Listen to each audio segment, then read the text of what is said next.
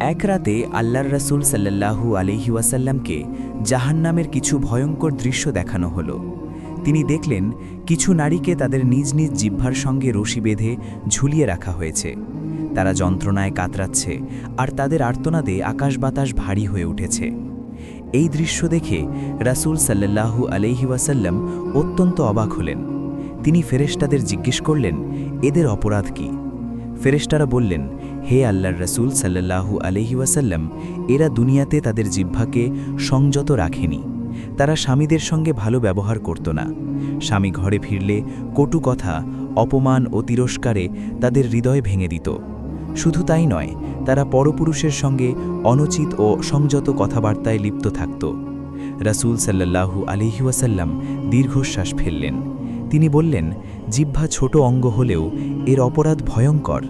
যে ব্যক্তি তার জিহ্বা ও লজ্জাস্থান হেফাজত করবে, আমি তার জান্নাতের দায়িত্ব গ্রহণ করি। এই কথা শুনে ফেরেশতারা নীরব হয়ে গেলেন আর আমাদের জন্য রেখে গেলেন এক গভীর শিক্ষা।